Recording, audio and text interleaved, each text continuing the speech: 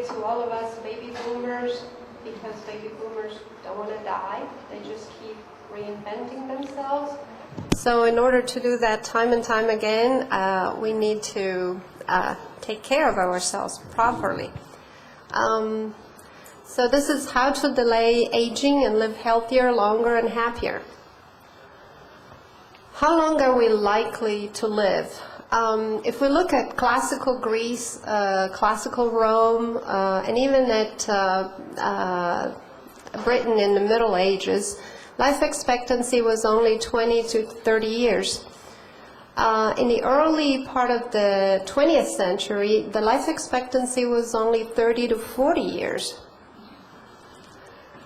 Of course, that was the average life expectancy. And as we look at the later years, and I'll just focus on 2004, for somebody that reaches 65 year of age, he can expect to live to 83.7 years. And if you reach 75 years of age, you can expect to live to 86.9 years. How long can we live? It's calculated that a human can potentially live about 120 years. And this number comes from a general assessment of the most living animals, actually, that typically have a lifespan of 7 times the time that it takes for them to reach maturity. But the longest living human with documents was a French lady, Jeanne Calment. I'm sorry about the pronunciation. She died in 1997, and she lived 122 years and 5 months. And I read that she took up fencing at the age of 97. So she must have been a spunky one. I don't want to go through all of this slide, but the bottom part is what we're most concerned with, and it is the years that the additional years that you can expect to live if you reach 65. And as you can see, there is a slight trend towards increase between 1970 and 2004, with the females always being ahead of the males, and it's well known that more women live into their later years. You've heard other talks about this. What is going to get us eventually? The biggest cause is heart disease, followed by cancer, followed by stroke, and accidents and injuries, and then chronic respiratory diseases, which are on the rise. And you can also see that both heart disease and stroke have dramatically decreased in the last 50 years, particularly in the last 10 to 20 years. What is aging? Aging is a slow, biologically programmed process of gradual change in our structures and functions, which do not result from disease or accidents. And typically in our 40s or 50s, we switch into a default to decay mode. So if we don't give our body the signals to grow, we start decaying, and therefore we age. So the free ride of youth is over. However, it is possible to override these default signals and to change decay back into growth. Why and how do we age? It is felt that we are genetically programmed to age and die in order to leave food and space for the next generation, like all animals. There are several theories about what is the mode of aging. We age because free radicals accumulate in the body cells, and or possible radiation effects damage our DNA, causing mutations that eventually lead to death. Another possible theory is that we age because we have an internal clock that starts changing our hormone levels, like growth hormone or sex hormones, which eventually lead to weakening and death. Another theory is that we age because our chromosomes allow our body cells to divide only a certain number of times, about 50 times. And this is it's suggested by the length of telomeres, which are the end parts of chromosomes, and they get shorter and shorter with each cell division until no cell divisions are possible. And now there's a whole line of research looking at how to extend the telomeres. Why are we worried about aging? Well, despite the fact that we have actually improved our healthcare and the American way of life, and particularly the American way of aging, is generally kind of dangerous and sometimes lethal. We see a lot of sedentary lifestyles, isolation, overweight, apathy, which are becoming more frequent, and all these behaviors can make people sick. However, obesity, diabetes, heart disease and stroke, osteoporosis with falls and injuries can be prevented, and therefore life can be prolonged. The good news is that 70% of premature death and aging is lifestyle related, so only 30% is genetically determined. So we have a lot of room for improvement. Now, you find in books and on the internet great lists of things that you can do, but I just summarized it in this shorter list.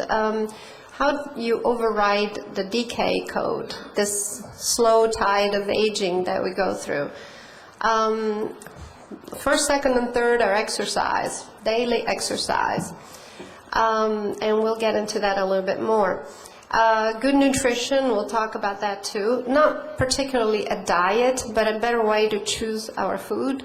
And also emotional commitment and engagement with life. We need to have people that live a long life generally have good ties with their family, their community, their church, and they're actively engaged in life, and that they have hobbies and they like to learn. They want to do good things for their group of community. So being active and in touch with the times is very important too.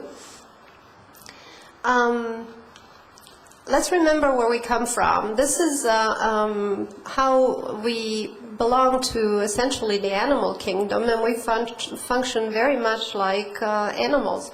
From an evolutionary standpoint, like all the animals, during good times, like spring, we're built to grow, hunt, explore, build, mate, and play.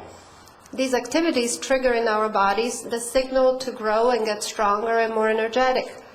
On the other hand, in times of drought, famine, and winter, we're built to hibernate and retreat. Lack of activity triggers signals to atrophy and decay. And we now have changed our environment artificially. We live in temperature-controlled homes. We have plenty of food available and without really working for it, and no acute danger to guard against.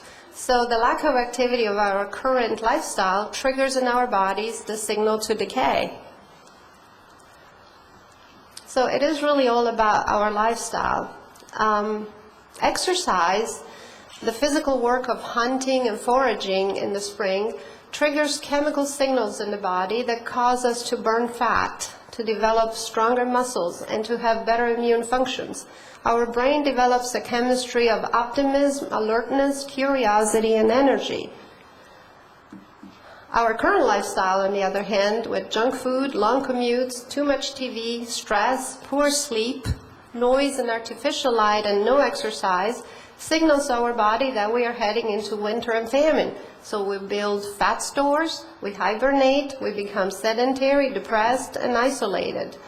So being sedentary is the most important signal for decay.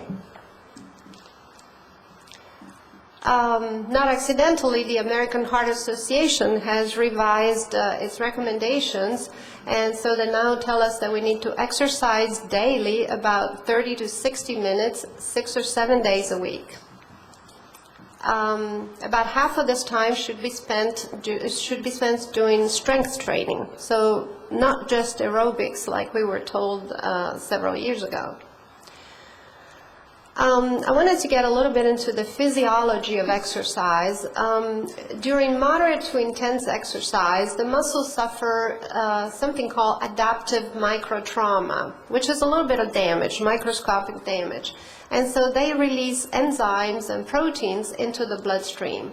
These proteins trigger an inflammatory reaction, which is aimed at removing damaged muscle fibers. And the demolition triggers a repair process. So decay triggers growth.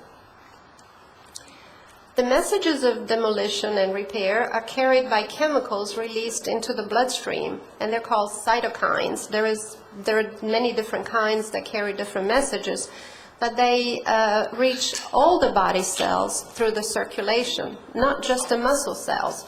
Therefore, after exercise, the same process of removal of damaged parts and regeneration of new cells is actually activated in all of your organs. So exercise grows new brain cells, new bone cells.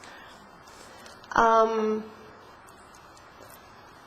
on the other hand, we'll talk about stress. Now, stress is a very natural and useful reaction, because it causes the release of fight or flight chemicals, particularly adrenaline, which triggers the cytokines of inflammation and demolition. Now, with the adrenaline, we use all our physical strength, mental focus, and visual acuity, because we're faced with danger. And other functions that are not essential are shut down, like stomach, intestine, and kidneys. They work to a minimum. So the brain focuses on the present and abandons long-term planning and memory. This is the chemistry of survival, is when the animal is threatened. It produces adrenaline so it can fight or run away. In our current lifestyle with chronic stress, we actually have this chemistry of stress that becomes persistent, long adrenaline outputs that triggers a persistent inflammatory state that results in chronic decay and accelerated aging. This shows how plaque grows inside the arteries.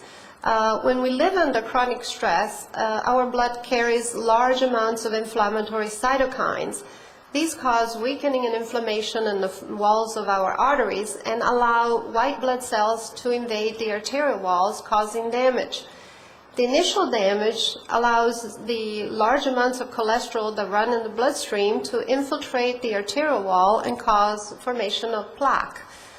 So this is a bad combination of events because we have coupled chronic life stress with a diet high in saturated fat. So the plaque grows to the point that sometimes it occludes completely the arteries. And at that point, the blood flow to the tissue supplied by that artery stops and the tissue dies. And that's how we get heart attacks and strokes. I wanted to look into longevity. Who lives to be 100? Epidemiologic studies look at certain pockets in the world where we find unusually high numbers of centenarians. For example, in the island of Okinawa in Japan, in Sardinia, which belongs to Italy, in Nova Scotia, and in the Russian Caucasus. And nobody has really been able to pinpoint if this is genetic or lifestyle related or both, probably. In some situations, longevity is definitely genetic. There are certain families of Ashkenazi Jews, for example, that have a gene mutation that produces extreme longevity and rather small stature. And this population is studied for a lot of genetic traits because it's relatively inbred. And then other groups have been studied because of their lifestyle. The Seventh-day Adventists, for example, have a life expectancy of about 80 years longer than the general population.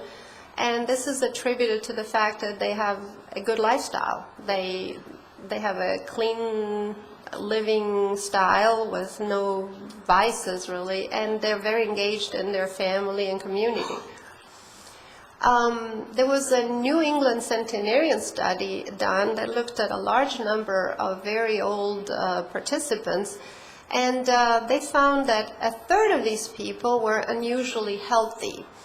Another third had illnesses but had recovered from them, and the other third lived with chronic but manageable illnesses. So it's not to say that all the people that live a long life are lucky enough to not have anything wrong with them. 20% had smoked in the past but quit. Nobody drank excessively, but some drank moderately. No one was obese. And I think that's very important because obesity to a certain degree is really a life abbreviating issue. Most had a high level of cognition and skill in problem solving, so they were intelligent people and proactive people. Most had personalities that were adaptive and resilient, able to manage stress particularly well and maintain a positive attitude. And also they were they kept a strong social support system and were engaged with their family, church, and community. The social network is a very precious tool to nurture the brain and the soul. So what do we need to do to delay aging? The first one is eat well. And I have a long laundry list of things that can be good. Fruits and vegetables contain flavonoids and antioxidants, which help the repair mechanisms of the cells and decrease inflammation. Olive oil, avocado, nuts give you good fats, monounsaturated fats that increase the good cholesterol. Fish contains omega-3 fatty acids, which decrease triglycerides, decrease blood pressure, decrease the risk of arrhythmias, and make the platelets less sticky, so they prevent blood clots. Alcohol seems to be actually good because of antioxidant content. Magnesium, which is contained in whole grain bread, cereal, soybeans, avocado, and spinach, and tends to decrease blood pressure and the risk of rhythm abnormalities. And this is my favorite, dark chocolate, that contains also antioxidants. And the Kuna Indians, I'm sure my daughters would like to be in that population, that live in an island near Panama, drink 5 cups of chocolate every day and have virtually no high blood pressure, a low bad cholesterol, and a high good cholesterol. We should drink plenty because water decreases hunger, and not soft drink, just water. Decreases hunger, thins blood, improves bowel function. Increase our fiber intake with fruits and vegetables and grains. Take aspirin, which decreases the risk of blood clots and decreases inflammation, and there are some studies that show that it tends to prevent also cancer. Take calcium supplements. 1,000 milligrams a day is recommended for all men, and 1,500 milligrams a day is recommended for all women in middle age and beyond. Take vitamin D supplements. It's been found that most people in this country do not have enough vitamin D in the bloodstream, and so the recommended dose is about 1,000 international units a day, or 1,200 for women over 65.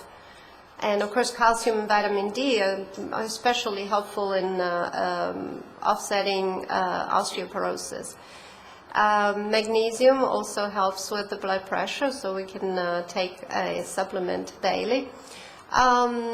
More importantly, exercise. And the exercise needs to be fairly sustained and at least moderate. But particularly needs to be consistent on a daily basis. Exercise has been shown to improve circulation, decrease blood pressure, and we need to also do strength training, which improves other functions, particularly balance and coordination. Now, specifically the benefits of strength training. It increases muscle power and strength. It improves balance and coordination. And we're using different kinds of muscle. While walking strengthens mostly the slow twitch muscle cells that build endurance and burn particularly fat, strength training builds mostly the fast twitch cells that give us power and burn mostly carbs. Another thing that is very important, especially as we age, we often say, well, gee, I have arthritis, I can't exercise. Well, actually, if you remember when the ones of you that have gone to physical therapy, whenever they try to work on your joints, they strengthen the muscles around those joints, because having strong muscles protects your joints against injuries and improves the symptoms of arthritis, improves the circulation to those joints too. Another very important effect of strength training is that it's actually better than walking and aerobic exercise in building bone mass, and therefore fights osteoporosis. One of the reasons why we have such rampant osteoporosis nowadays is that we don't move enough. And it improves your golf game. Now, I know for some people that's a major priority, but the reason why it does is that it improves coordination and it gives you strength in those muscles. And I see a lot of patients that actually get hurt playing golf.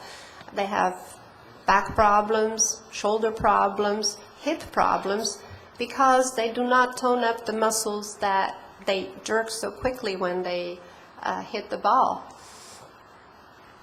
Now, I wanted to spend a little bit of time talking about Alzheimer's disease, everyone's worst nightmare. 5 million Americans have Alzheimer's disease, including half of the people over 85. The number of Alzheimer's disease patients is expected to triple by 2050. Within 3 months of having a stroke, about a fourth of the patients develop memory impairment, and stroke patients are 2.3 times more likely to develop Alzheimer's disease. So there's a lot of association between stroke and Alzheimer's disease. Risk factors associated with increased risk of Alzheimer's are several, but many of them are in common with strokes and heart attacks, with all these cardiovascular diseases that we have discussed. So high blood pressure, high cholesterol, sedentary lifestyle, smoking, and diabetes. A family history of Alzheimer's disease.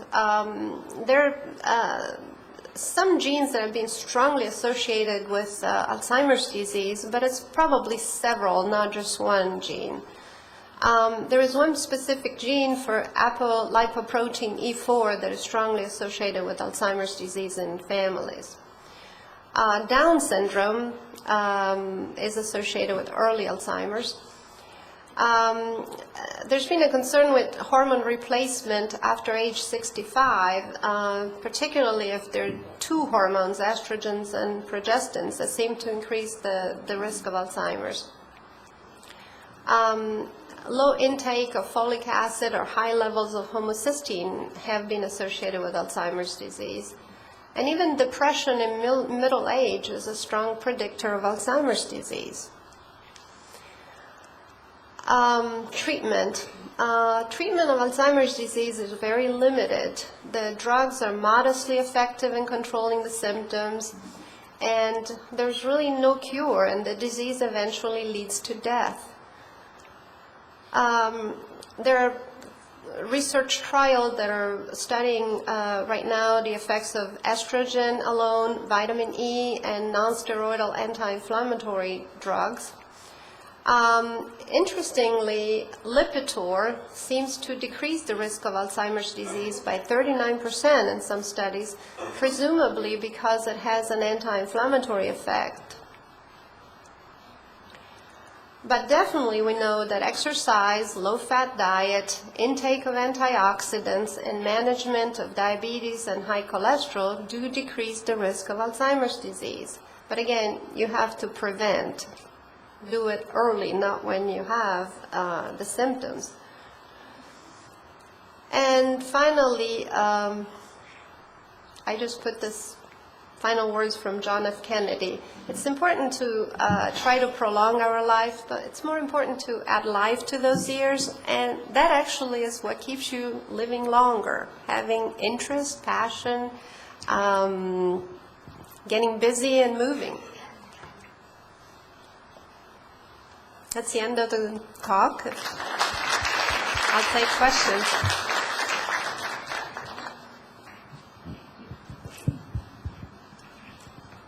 Thank you. Oh, you have questions? Okay. Hello. You mentioned about the vitamin D, the age that's recommended to use the vitamin D. What about the calcium? At what age do you is it recommended that one start calcium supplements? They say now for women that you should start taking into your 30s and 40s 1,000 milligrams a day of calcium. After menopause, definitely it needs to go up to 1,500 milligrams. But it is recommended that you take vitamin D because that allows you to absorb and retain the calcium better. And it's been found, and now we're looking for it much more commonly, it's been found that most people have low levels of vitamin D. It has been long recommended to take 81 milligrams of aspirin a day. I've recently heard a suggestion that you take one tablet in the morning and one in the evening. Well, I'm not sure, who's right there. I also saw that a paper that says 162 milligrams, which would be a half of a regular aspirin. I don't think it really matters that much because from the standpoint of the blood thinning effect, you get it with very low doses. And for the anti-inflammatory effects, you're right, there are papers that tell you about different doses, so I'm not sure that that argument is settled. I think, if you don't have any gastrointestinal issues, because, we need to remember that long-term use of aspirin can promote ulcers. And if you don't, one aspirin a day with food is just fine. Can you comment about these so-called anti-aging boutiques that people advertise in Houston Magazine and some of these fitness magazines where, I don't know if they're doctors or DOs or just people who are pushing a particular agenda, but they offer all kinds of unusual nutritional supplements. And then there are some people who advocate the use of HGH as an anti-aging medication. And give us your thoughts on that. The rejuvenation clinics where you get all injections of growth hormone and testosterone and whatever else. Personally, I believe that we can't really cheat nature. But there's no question that using growth hormone you grow more muscles, and the same thing with testosterone. But there are adverse effects from those things too, so we're taking a risk. I think that in a more benign and less unnatural way, we can do the same thing with just a very good lifestyle. The problem is that in our culture it's a little bit easier to take the drug than to make a change in lifestyle. And maybe because we don't have a lot of time. But although they might work short term, I really don't think that those things are a solution to the problem of aging, because they're still artificial, like taking an appetite suppressant to lose weight. It's not a solution, it's a patch-up.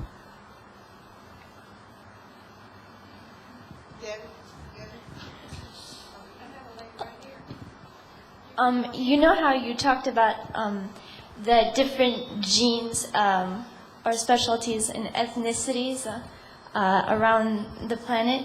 Yes. What is the difference between certain white females and black females in their life expectancy? How is it different? Well, it's a little bit less, but some of it might be not genetic, but really social. For example, one of the things that affects survival is education level. And that might be a difference. Even having the means to buy better food might be something that discriminates. For example, or the education to buy better food. For example, to take good care of yourself, you need to understand what it takes, or to be educated enough to do it. So I'm not sure that that's genetic. It's sometimes behavioral, but that might be a slight disadvantage that certain ethnic groups have. But there also might be an advantage. For example, some Orientals in this country live much longer than the white population, and that also might be better habits, eating less, moving a little more. So there are discrepancies that are racial, but they might not be actually genetic. They might be just behavioral. In fact, many of the studies that have looked at hypertension and diabetes, for example, they show that even ethnic groups that in their own country have a low incidence of diabetes and high blood pressure, when they move to the United States, the first generation tends to keep that advantage. The second generation that merges with whatever everybody else does tends to have the same risk as anyone else. So I still believe a lot of that is behavioral. You mentioned that Lipitor has been shown to inhibit Alzheimer's. Would that include all statin drugs, like the generics? It's hard to know. I don't know. That study hasn't been done, but we assume that they have similar. Alzheimer's disease is turning out to be largely a vascular disease, but a microvascular disease. So I think it's very likely that the statins do the same thing, but I don't know about the data. The question is a very good one, and I think as Dr. Ugolini pointed out, statins not only reduce the cholesterol levels, but by doing so, they reduce the amount of inflammation in the lining of the artery walls. And that may be the class effect that is applicable to a class effect on the reduction of the development of Alzheimer's. But Lipitor, having been one of the earlier drugs and one of the more powerful drugs available in the statin arena, has more studies available for review, so we have to wait and see. My last question on the standpoint of anti-aging and diet, do you recommend one particular fast food company over another from the standpoint of improved? For instance, would you prefer, say, Taco Bell over Burger King or KFC? Is there anyone in particular that you'd recommend? I'm sorry to say that I don't know enough about that, or I should say I'm happy to say I don't know enough about that. I don't know. I actually worry in general about eating out, which is something that most people do several times a week because of the trans fats that are used in cooking, which are bad for your cholesterol. They increase your bad cholesterol and decrease your good. And in general, fast food is, and I'm talking generically because I don't really know a lot about specifics, like Subway might be better, but I really don't know. Fast food is cheap, and that is for one reason, because it is mostly fat and starch, which are cheaper materials to buy. When you eat the things like vegetables and proteins, especially the lean proteins, they're much more expensive. So generally, you don't see much of that in the fast food. So I think it's just not healthy in general. But again, there might be exceptions, and I can't answer that. Is there any substance to the juicing thing? Like Jack LaLanne is very old, and he's promoting his juicers. Do we get much more nutrition by juicing than just eating the vegetables? My opinion is that there's something in the vegetable itself that is actually, that adds to the healthiness of the juice, and that is the fiber. Fibers are good. High fiber intake protects against colon cancer, for example. They give you that sense of fullness that the juice doesn't have, just because they hold on to the fluid. So personally, if you ask me, would you rather have orange juice or an orange, I would say an orange.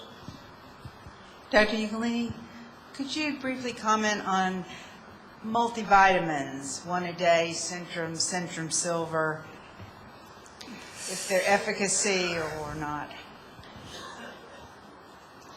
That's a good question. I would say I would go with the targeted vitamins that we should generally take rather than going broad spectrum. I have a little concern with the fact that many of the vitamins that have been studied over the years seem to do much better when taken as part of a natural food than when taken in the form of a pill, like vitamin C.